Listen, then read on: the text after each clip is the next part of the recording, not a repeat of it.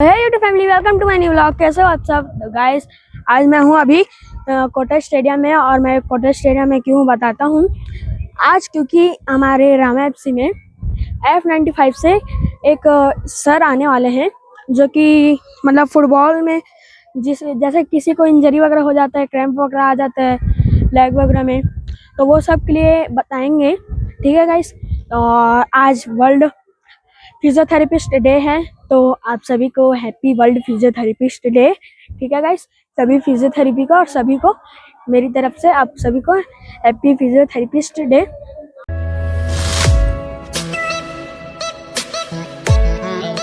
Hello, listen भाई, listen, सारे चुप होकर सुनो।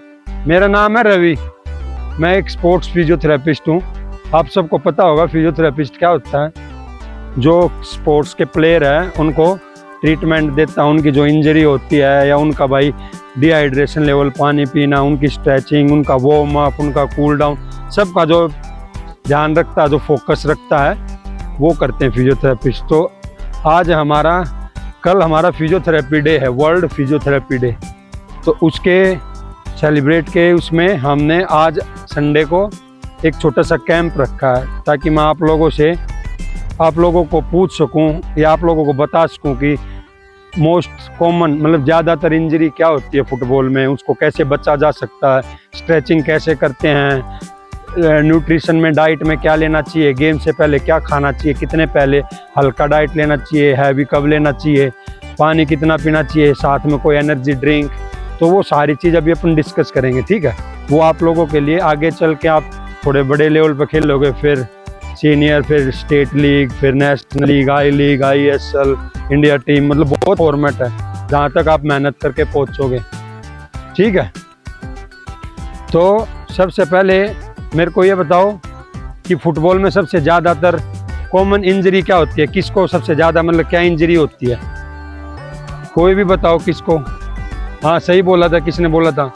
Ankle injury. एंकल इंजरी बहुत कॉमन है। इसमें क्या होता है, गिट्टा मतलब एंकल ट्विस्ट हो जाएगा, डायरेक्ट सिन इंजरी हो सकती है, सामने वाले ने मार दिया, घुटने की इंजरी हो गई, बैक की इंजरी है कि किक लेते टाइम बैक पे जोर आ गया। तो सबसे पहले इंजरी से बचने के लिए हमारे पास 3 मेन चीज़ है: diet, warm up, cool down और रिकवरी। डाइट मतलब आप अच्छी बढ़िया healthy diet, protein diet, carbs, protein सब रखो, लिक्विड एनर्जी जूस, ठीक है, अच्छा पानी पियो, फास्ट नप की बहुत सारे ब्रांड की टैबलेट आती हैं जो पानी में डिजोल्व हो जाती है, एनर्जी लोडिंग टैबलेट, वो लो। ये हो गई डाइट में। फिर हो गया वार्म अप। गेम स्टार्ट करने से पहले बढ़िया वार्म अप करो। पहले जर्नल वार्म अप करना चाहिए भाई, रनिंग कर ली, हल्का हल्का थोड़ा जॉगिंग किया, फिर हल्की हल्की स्प्रिंटिंग की। उसके बाद गेम स्पेसिफिक वार्म अप किया, जैसे एजिलिटी हो गई, एजिलिटी ड्रिल्स, या भाई क्विक मूवमेंट्स, क्विक स्टार्ट, ऐसे वार्म अप के बाद फिर आता है पूरा अपना सेशन हुआ। उसके बाद आता है कूल डाउन। कूल डाउन में आता है स्ट्रेचिंग। स्ट्रेचिंग करो अच्छे से। कूल डाउन मतलब हल्की फुल्की लाइट, बिल्कुल 1-2 राउंड वॉक किया, उसके बाद बैठ के फुल बॉडी स्ट्रेचिंग। स्ट्रेचिंग करने से मसल्स हैं जो यूज हुई हैं वो रिलैक्स मिलती है। अपनी ओरिजिनल पोजीशन में जो मसल फाइबर ज़्यादा यूज हुए हैं, कई बार वो पूरा खुलते नहीं, तो टाइट हो जाते हैं, मसल नोट बन जाती है। अगर स्ट्रेचिंग अच्छे से करोगे तो मसल्स की अपनी पूरी लेंथ मेंटेन रहेगी। ठीक है, तो स्ट्रेचिंग बहुत ज़रूरी है। और रिकवरी के लिए आइस बाथ ले सकते हो, स्विमिंग जा सकते हो, भाई क्रायोथेरेपी ले सकते हो, अच्छा बढ़िया मतलब जूस वगैरह, लिक्विड, और मतलब बहुत सारी चीज़ है रिकवरी के लिए, तो रिकवरी ले सकते हो। तो 4 चीज़ों का बड़ा इंपॉर्टेंट रोल है स्पोर्ट्स में इंजरी से बचने के लिए। और एक लास्ट चीज़ है स्ट्रेंथ। हम क्या करते हैं, sports player most commonly football ये गलती करते हैं कि वो ग्राउंड पे ज़्यादा टाइम लगाते हैं। ग्राउंड में मतलब फुटबॉल से बॉल के साथ अच्छा करते हैं, 1.5-2 घंटा निकाल देंगे, लेकिन आप उसको बैलेंस रखो। स्ट्रेंथ भी ज़रूरी है। जब तक स्ट्रेंथ बॉडी में नहीं होएगी, आप आपकी जो एक्यूरेसी, आपकी जो एफिशिएंसी है, वो ग्राउंड पे बॉल के साथ नहीं दिखेगी। स्ट्रेंथ नहीं करोगे तो शरीर को ज़्यादा यूज करोगे बॉल के साथ, तो इंजरी आएगी। तो स्ट्रेंथ भी बहुत ज़रूरी है। अपना सेशन में वो वीक में 1 डे अपना अलग से टाइम निकाल के कोर एक्सरसाइज कर ली, बॉडी वेट ट्रेनिंग कर ली, या भाई जिम में पर्टिकुलर मसल ग्रुप आज लोअर बॉडी का कर लिया, एक दिन अपर बॉडी कर ली, तो स्ट्रेंथनिंग भी बहुत ज़रूरी है। ठीक है, तो अभी रिसेंटली सब फिट है सारे, किसी को कोई इशू है, किसी को कहीं पे भी कोई कुछ पूछना हो, किसी को कोई दर्द हो, कोई और कुछ अपने आप को कुछ पूछना हो, वो बताओ क्या दिक्कत है। लेट, हाँ, एक कॉमन नस पकड़ा, इसने बोला यहाँ पे काफ में नस पकड़ा नहीं होता, वो उसको बोलते हैं क्रैम्प। कई बार आप अगर अच्छे से 2-3 दिन से आपको नींद अच्छी नहीं होगी, आपने पानी अच्छे से नहीं पिया होगा, तो मसल शॉर्टनिंग हो जाती है, तो वो एकदम ट्विच कर जाती है, मतलब एकदम कॉन्ट्रैक्ट करती है, जिसको क्रैम्प बोलते हैं। तो वो आते हैं क्रैम्प।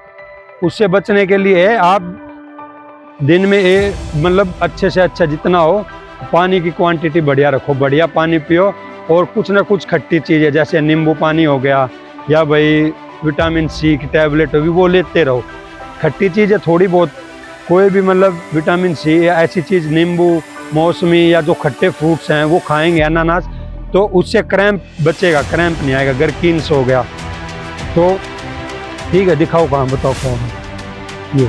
हाँ, क्रैम्प आया था इसको, क्रैम्प के बाद कई बार क्या होता है, क्रैम्प तुरंत निकल जाता है, मतलब ठीक हो जाता है उसके बाद, लेकिन कई बार ऐसा होता है क्रैम्प बहुत ज़्यादा हो, मसल रिलैक्स होने के बाद भी 1-2 दिन तक पेन रहता है, तो उसमें कुछ नहीं करना। क्रैम्प है, हल्की हल्की लाइट मसल की स्ट्रेचिंग करनी है, काफ स्ट्रेचिंग। ठीक है, जैसे अपन प्लेट कैसे करवाते हैं ना दूसरे प्लेट से, ये सीधा करो उतना, ये ऐसे हल्की हल्की काफ की स्ट्रेचिंग, और गर्म पानी से लगा के, ठीक है, उस पर हल्का हल्का गर्म से सिकाई कर लिया। अगर का गेम में है, गेम में क्रैम्प आ गया तो उधर एक्यूट में है, उसमें थोड़ा आइस लगाएंगे। ठीक है, तो इसको आपको लाइट काफ की स्ट्रेचिंग करनी है, और आइस वो अभी गर्म लगाना। कितने कब आया था क्रैम्प? हाँ, तो अभी थोड़ा गर्म से सिकाई करके और स्ट्रेचिंग करनी है बस हल्की हल्की। ठीक है, और दूसरा अपना एक है ना, क्रैम्प वाला ही बता रहा था मैं, इनको क्रैम्प सबको, मौसम ह्यूमिडिटी है, इस मौसम में मतलब थोड़ा और ज़्यादा चांस रहता है क्रैम्प का।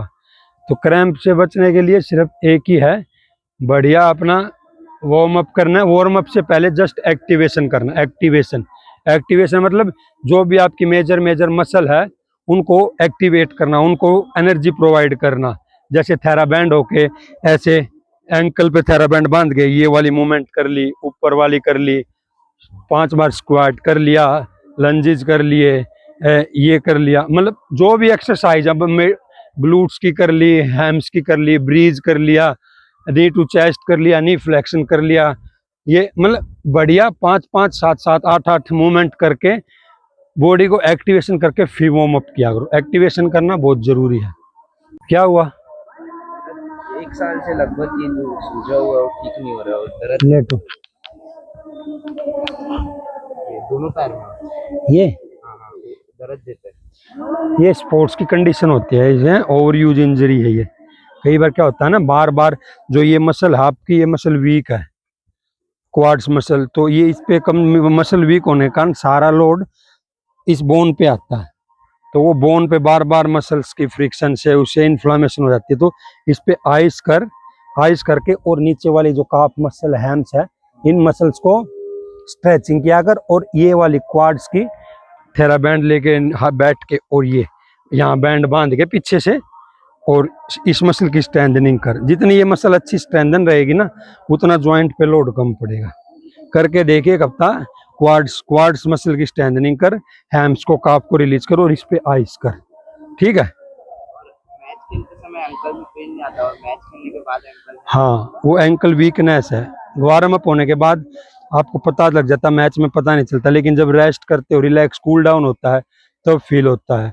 तो एंकल मसल वीकनेस है, स्टेबिलिटी और स्ट्रेंथ एंकल की कम है। थेराबैंड लेके ऐसे बैठ के, पैर में थेराबैंड दोनों में फंसा के, इसमें फंसा के, इस पैर की ये थेराबैंड से ये मूवमेंट साइड वाली, ये मूवमेंट, और ये सारी मूवमेंट करनी है, मतलब। ठीक है, आ जाओ इधर आओ। हाँ, और एक्सरसाइज करते टाइम यहाँ पर से मसल अचानक से खींचते पे थोड़ी देर में ठीक हो जाता है। हाँ, तो आप वो मसल खींचती नहीं, वो मसल कैच करती है एकदम से। जैसे कोर करते हो तो आप को मतलब कुछ भी काम करते हो तो इस मसल का एक्स्ट्रा यूज कर रहे हो आप, साथ में ये मसल यूज कर रहे हो। हाँ, ये करते हैं, ये अचानक है, वो कैच कर रही है, मसल टाइट बहुत है, तो ही फ्लेक्सर का स्ट्रेच करना है। कैसे करोगे स्ट्रेच? बैठो, साइड में लेट, साइड में जाओ, साइड में लेटो, साइड में लेट जाओ, किसी से जैसे ग्राउंड पे है पकड़ के आराम से रिलैक्स होकर लेट जा। हाँ, ये करके और ये वाला, ठीक है, आ रहा ना आगे स्ट्रेच, ये ठीक है। साइड में एक दूसरे का हेल्प ले लिया, और जैसे गेम के बाद दो भी है बोलो भाई मैं, और ग्लूट्स को अपनी लोड कर, क्लैम सेल कर, साइड में बैंड लगा के हल्के हल्के उसको स्ट्रेंथनिंग कर, ऑटोमेटिक अपने आप ये लूज होता चला जाएगा, सब ठीक हो जाएगा। हाँ, ये कंट्यूजन हो गया, लगा था ना टैकल करते टाइम, इस पे कुछ नहीं करना, अब इस पे आइस कर, और सिर्फ दिन में 4 से 5 बार आइस कर, और आइस ही कर बस, और कुछ मत कर। अभी कंट्यूजन है बोन का, वो कई बार क्या है ना, हीट ज्यादा होता है कोलिजन, तो बोन पे थोड़े डीप लेवल पे जरक जाता है, तो वो धीरे धीरे आप क्योंकि चलना बंद नहीं कर रहे, लोड आ रहा है पैर पे, खेलते भी होगे, ट्रेनिंग भी करते होगे, तो उसको थोड़ा थोड़ा आइसिंग करो, बर्फ लगाते रहो ऐसे डायरेक्ट, दिन में 3-4 बार 10-10 मिनट बर्फ लगाओगे ना, तो बर्फ से आइसिंग से जो कूलिंग इफेक्ट है, वो बोन की जो पेरियोस्टियम आउटर कवरिंग है उसके डीप तक स्वेलिंग गई हुई है कंट्यूजन से, तो वो धीरे धीरे ठीक होएगा। ठीक है, और किसी को कोई कुछ और पूछना हो, जर्नल को खाने से रिलेटेड, कोई एक्सरसाइज करना या कुछ और कुछ है? प्रैक्टिस देखो, अगर प्रैक्टिस मान लो आपका शाम का सेशन है 4 बजे, तो आप 3 घंटे पहले फुटबॉल प्लेयर, मतलब जो भी रनिंग स्पोर्ट्स है, ज़्यादा कॉन्टैक्ट स्पोर्ट्स है, ज़्यादा इंटेंसिटी वाला स्पोर्ट्स है, रग्बी होया, फुटबॉल होया, स्प्रिंट होया, उसमें 3 घंटे पहले आप कुछ नहीं खाओ, मतलब आप नाश्ता मतलब लंच जो भी हैवी खाना उस टाइम खाओ कि उसके 3 घंटे तक बाद आपका मैच हो, मतलब सेशन के और खाने के बीच में 3 घंटे का गैप होना चाहिए। और जब सेशन पे स्टार्ट करने आओ तो कुछ जल्दी एनर्जी के लिए आप बनाना खा सकते हो, एप्पल खा सकते हो, कोई भी लिक्विड जूस, नींबू पानी, मतलब लिक्विड डाइट जितनी हो उतना अच्छा ले सकते हो।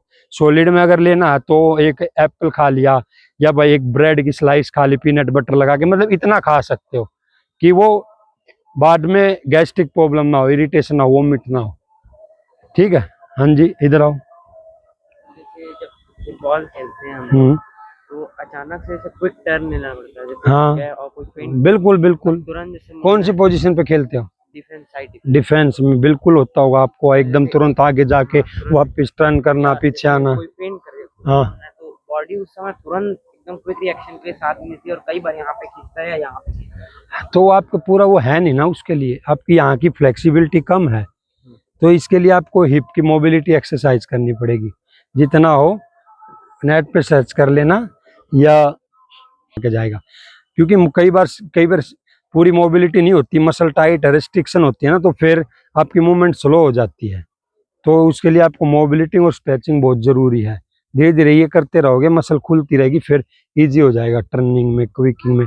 और ट्राई किया करो मोबिलिटी करने के बाद थोड़ा आप एक्स्ट्रा सेशन अपना एजिलिटी का मार्कर कोन लगा के टर्निंग की प्रैक्टिस ज्यादा किया करो थोड़ा।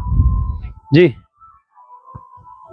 बैक मेरा फ्रीक्वेंट इंजरी होती रहती है, यहाँ पे कहाँ? Lower back. लोअर बैक में क्यों होती है? सर वो पेंटिंग वेंटिंग ऐसे कर, ऐसे करके दिखा, हाइपर फ्लेक्सिबल है तू था कि कैसे होती है इंजरी? मतलब इंजरी की मतलब इंजरी कैसे, खेलना बंद हो जाता है बिल्कुल? हाँ, कितने दिन में? 1-2 दिन हैं? 1-2 दिन तक फिर अपने आप ठीक हो जाती है। हाँ। तो आपकी बैक कोर मसल वीक है, कोर की स्ट्रेंथनिंग किया करो थोड़ा, कोर की स्ट्रेंथनिंग करके, और बैक को जितना हो बैक की मोबिलिटी किया करो, लोअर कैट कैमल एक्सरसाइज हो गई, ठीक है, वो वाली, तो जितनी मैं एक बार है।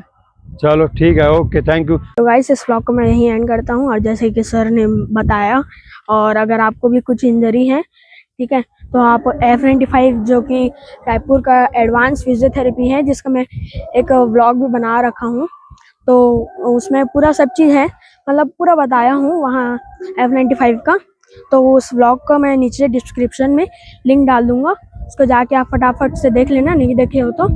और आप अगर आपको कुछ इंजरी होता है तो वहाँ जा सकते हो गाइस, ठीक है। और इस व्लॉग को मैं यहीं एंड करता हूँ, तब तक के लिए जय हिंद, जय भारत, बाय।